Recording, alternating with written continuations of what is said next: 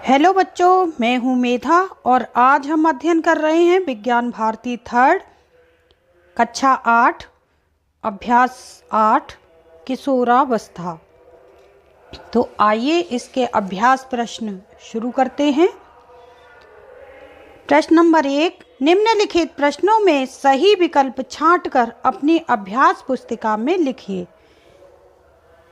पहला प्रश्न है का किशोरावस्था की अवधि है। ऑप्शन है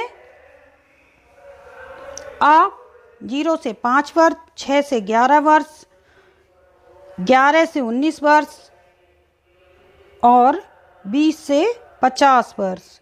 तो किशोरावस्था की उम्र हम यहाँ जाएंगे 11 से 19 वर्ष। ऑप्शन नंबर सा। प्रश्न नंबर है खा एस्ट्रोजन है। आ ऑप्शन है अंतःस्रावी ग्रंथि, स्त्री हार्मोन, पुरुष हार्मोन, जंतु हार्मोन। प्रश्न नंबर खा एस्ट्रोजन है। ऑप्शन है अंतःस्रावी ग्रंथि, स्त्री हार्मोन, पुरुष हार्मोन, प्रजनन विधि। तो एस्ट्रोजन एक स्त्री हार्मोन होता है, तो हम जाएंगे ऑप्शन नंबर बा के साथ। अगला है प्रश्न नंबर गा सामान्यतः ऋतुस्राव प्रारंभ होता है। ऑप्शन है 11 से 13 वर्ष, 20 से 25 वर्ष, 45 से 50 वर्ष, कभी नहीं।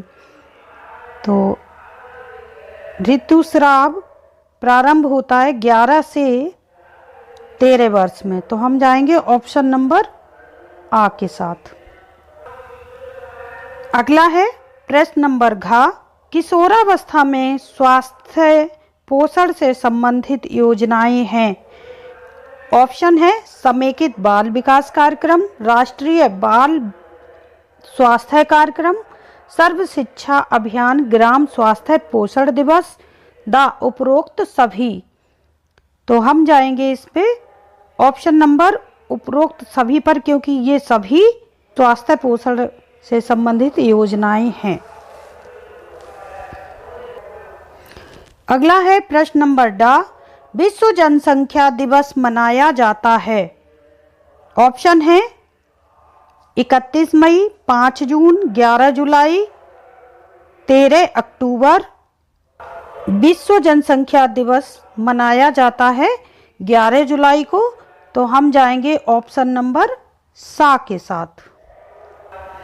अगला है प्रश्न नंबर 2 रिक्त स्थानों की पूर्ति कीजिए। प्रश्न नंबर है का जनन परिपक्वता डैश में आती है। तो यहाँ पर जनन है, जनरल लिख गया है, आप लोग जनन पढ़ेंगे, में आती है। तो यहाँ हम भरेंगे रिक्त स्थान में जननांग में आती है। प्रश्न नंबर खा किशोरों के गले में स्वर यंत्र के उभार को कहा जाता है। स्वर यंत्र के उभार को कंठमणि कहते हैं, यहाँ भरेंगे रिक्त स्थान में कंठमणि। अगला है गा युग्मनज का पोषण डैश में होता है। तो ये कहाँ होता है? गर्भ में, तो हम भरेंगे गर्भ में। अगला है प्रश्न नंबर घा अधिक मदिरा का सेवन व्यक्ति के डैश को प्रभावित करता है। तो मदिरा सेवन तंत्रिका तंत्र को प्रभावित करता है, तो हम भरेंगे तंत्रिका तंत्र। अगला है प्रश्न नंबर डा मिशन इंद्रधनुष का उद्देश्य सभी बच्चों का टीकाकरण कराना होता है, तो हम यहाँ भरेंगे टीकाकरण करना है। प्रश्न नंबर 3 निम्नलिखित कथनों में सही कथन पर सही और गलत कथन पर गलत का चिन्ह लगाइए। प्रश्न नंबर का पहले ऋतुस्राव को रजोदर्शन कहते हैं।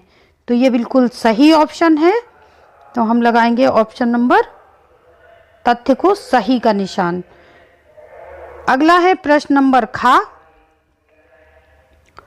द्वितीयक लैंगिक लक्षण शैशवावस्था में दिखाई देते हैं। ये शैशवावस्था जो है बचपन की एक अवस्था होती है जिसमें द्वितीयक लैंगिक लक्षण नहीं दिखाई देते हैं, किशोरावस्था में दिखाई देते हैं। तो ये ऑप्शन है हमारा गलत, तो हम लगाएंगे गलत का निशान। प्रश्न नंबर गा, लिंग गुणसूत्र X स्त्रियों में पाया जाता है। ये बिल्कुल सही है, X जो है स्त्रियों में पाया जाता है। नंबर घ, पुरुष हार्मोन टेस्टोस्टेरोन है। तो हमने अभी पढ़ा था कि स्त्री हार्मोन एस्ट्रोजन है, तो ये पुरुष हार्मोन ही है टेस्टोस्टेरोन, ये बिल्कुल सही है। का और खा कथनों का मिलान, तो यहाँ पर हम देख रहे हैं पहले से ही मिलान करके रखा हुआ है, फिर भी एक बार हम पढ़ लेते हैं। प्रश्न नंबर का, शुक्राणु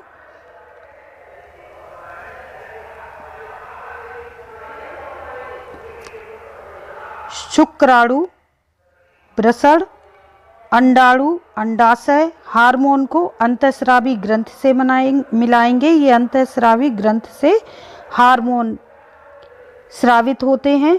स्वर परिवर्तन स्वर यंत्र द्वारा, दाढ़ी मूछ निकलना द्वितीयक लैंगिक लक्षण।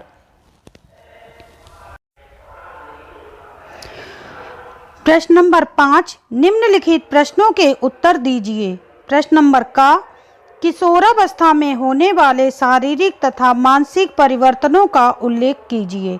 उत्तर है, किशोरावस्था में होने वाले शारीरिक तथा मानसिक परिवर्तन निम्न हैं, जैसे लंबाई में वृद्धि, शारीरिक बनावट में परिवर्तन, स्वेद एवं तेल ग्रंथियों में सक्रियता, जननांगों की परिपक्वता, चिंतनशीलता, संवेदनशीलता, भावुकता आदि परिलक्षित होते हैं। ये लक्षण होते हैं किशोरावस्था के।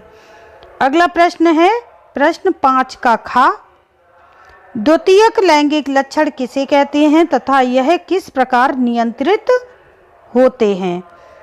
तो उत्तर है, जननांगों के आधार पर जन्म के समय से ही शिशु को बालक या बालिका के रूप में पहचाना जाता है, परंतु कुछ ऐसे लक्षण जो किशोरावस्था के समय विकसित होते हैं, पुरुष तथा स्त्री में अंतर स्पष्ट करने वाले लक्षण को द्वितीयक लैंगिक लक्षण कहते हैं। जैसे लड़कों के चेहरे पर दाढ़ी मूछ तथा लड़कियों के स्तनों का विकास आदि।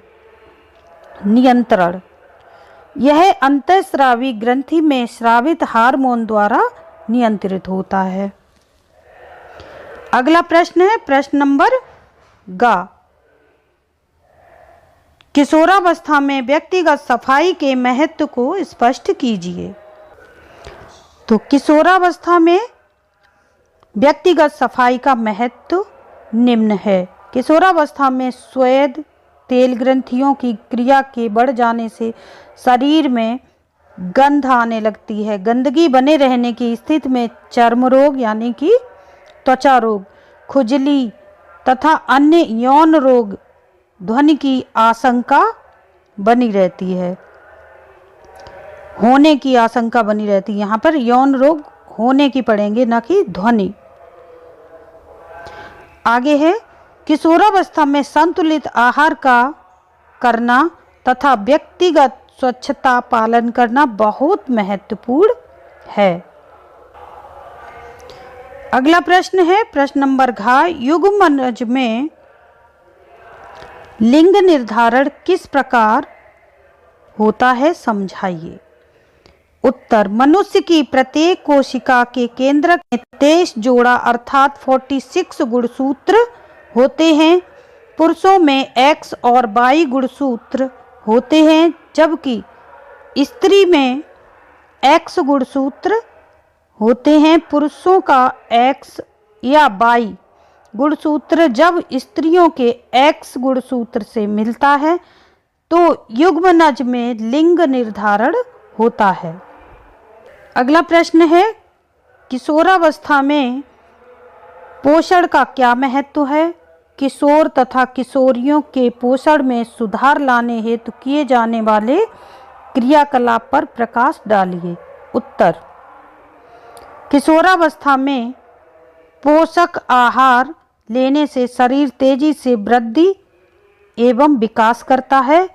किशोरों तथा किशोरियों के पोषण में सुधार लाने हेतु समेकित बाल दिवस, वृद्धि निगरानी, अन्न पूरक पोषक आहार, स्वास्थ्य जांच, पोषण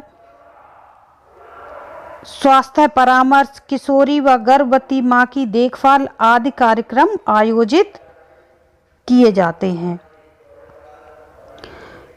प्रश्न 4, धूम्रपान एवं मादक द्रव्यों में होने वाले दुष्प्रभावों का वर्णन कीजिए। उत्तर, एक प्रसिद्ध मनोवैज्ञानिक स्टैनले हॉल के अनुसार किशोरावस्था में बड़े संघर्ष, तनाव, तूफान तथा विरोध की अवस्था है। इस अवस्था में किशोर किशोरियों तनावयुक्त, भ्रमित तथा असुरक्षित महसूस करते हैं। इन तनाव से उबरने के लिए किशोर अनजाने में ही मादक पदार्थ जैसे तंबाकू, गुटखा, खैनी, बीड़ी, सिगरेट, शराब आदि का सेवन करने लगते हैं और धीरे धीरे इनके आदी हो जाते हैं। इनके प्रयोग से शरीर के तंत्रिका तंत्र पर सीधा प्रभाव पड़ता है। इनका सेवन व्यक्ति को कमजोर तथा संवेदनशील बना देता है। प्रश्न नंबर 6, जनसंख्या वृद्धि के कारण तथा उससे होने वाले कुप्रभाव को समझाइए। उत्तर है, भारत में बढ़ती हुई जनसंख्या के कुछ मुख्य कारण देश की गर्म जलवायु, विवाह की अनिवार्यता, कम उम्र में विवाह, योग्य शिक्षा का अभाव, योग्य शिक्षा, यहाँ पर हम पढ़ेंगे योग्य शिक्षा का अभाव, परिवार योजना के उपायों की सीमित जानकारी, चिकित्सा सुविधाओं तथा रोगों की रोकथाम के उपाय में बढ़ोतरी, बढ़ती हुई जनसंख्या के कारण प्रकृति संसाधनों पर लगातार दबाव बढ़ता जा रहा है। फलस्वरूप प्रति व्यक्ति भोजन, पानी व भूमि, चिकित्सा, शिक्षा एवं देश के सामाजिक आर्थिक विकास की गति पर बुरा प्रभाव पड़ता है। अब जनसंख्या वृद्धि से होने वाले कुप्रभाव पर एक नज़र डालते हैं। पहला है का प्रति व्यक्ति आय में कमी यानी निर्धनता। खा खाद्य सामग्री में कमी यानी महंगाई हो जाना। गा आवास सुविधाओं में कमी, यहाँ गलत प्रिंट हो गया है, आवास सुविधाओं में यानी रहने की जगह में कमी। घा पर्याप्त आहार न मिल पाने से कुपोषण। ड स्वास्थ्य स्तर का निम्न होना। चा शिक्षा, चिकित्सा तथा परिवहन संबंधित सुविधाओं की कमी। छा रोजगार में कमी। जा अपराधों में वृद्धि।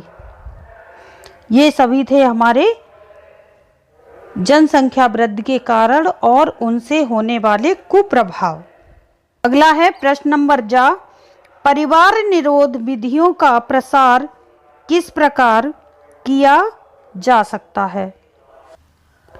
उत्तर है, परिवार निरोधक विधियों का प्रसार मनुष्य में परिवार नियोजन उद्देश्य की जागरूकता से किया जा सकता है। जैसे हम दो हमारे दो का प्रचलित नारा दिया गया है।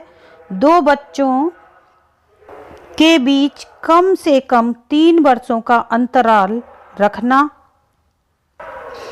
बेटा हो या बेटी, दोनों को समान शिक्षा उपलब्ध कराकर उनको शिक्षित बनाना। वर्तमान में समय में चिकित्सा, स्वास्थ्य एवं परिवार कल्याण, ग्रामीण क्षेत्रों में परिवार कल्याण कार्यक्रमों को सार्थक प्रति जागरूक